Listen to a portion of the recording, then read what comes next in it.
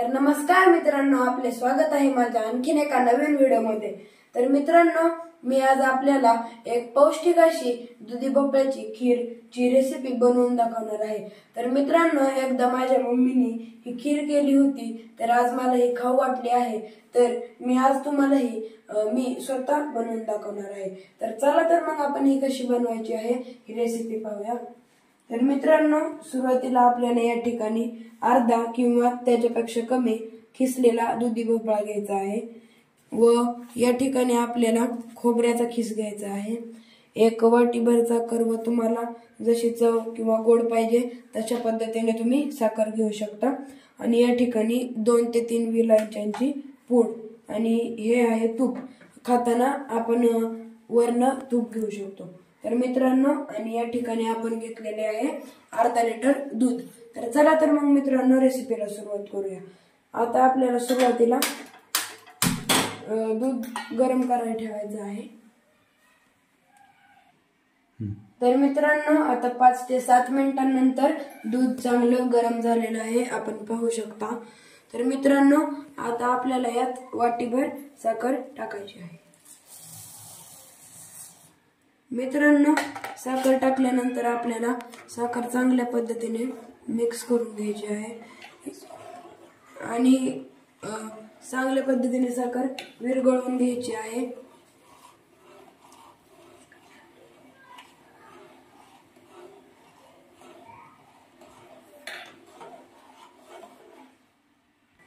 तर आता 2 मिनिटं साखर आपण चांगली विरघळवलेली आहे। तर मित्रांनो, आता आपण यामध्ये दुधी भोपळा ऍड करणार आहोत।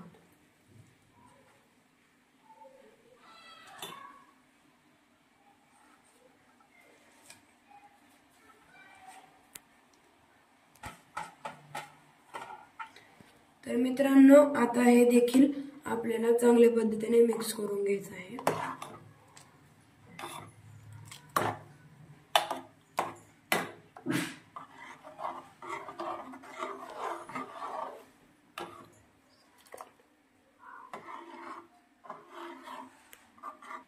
तर आता 2 ते 3 मिनिटात आपण भोपळा चांगला शिजवून घेतलेला आहे। तर आता आपल्याला यात खोबऱ्याचा किस ऍड करायचा आहे। नंतर 2 ते 3 मिनिटात विलायचीची पूड टाकणार आहे।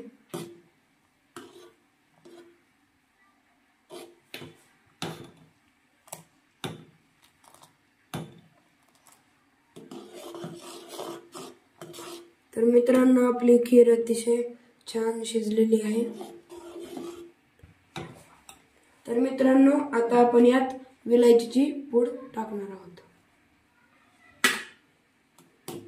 आणि हे देखील आपल्याला चांगल्या पद्धतीने मिक्स करून घ्यायचे आहे। आणि मित्रांनो, आता हे विलायचीची पूड टाकल्यानंतर आपल्याला साधारणतः 3 ते 4 मिनिटं खीर शिजायला ठेवायची आहे।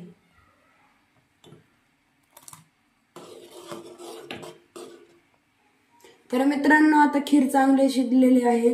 तर आपल्याला यात आता थोडंसं तूप घालायचं आहे।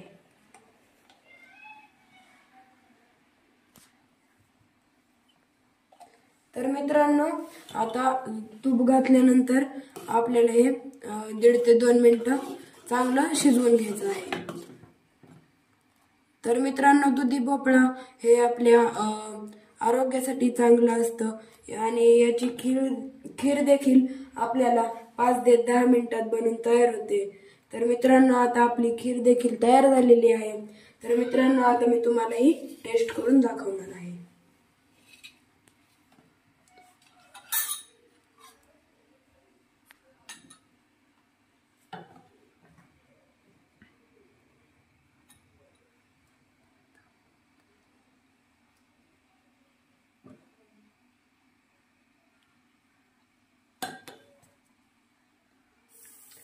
तर मित्रांनो, आता मी खीर या वाटीत काढून घेतलेली आहे। आपण पाहू शकता की खीर किती चांगल्या पद्धतीने शिजली आहे। तर आता मी आपल्याला ही खीर टेस्ट करून दाखवणार आहे।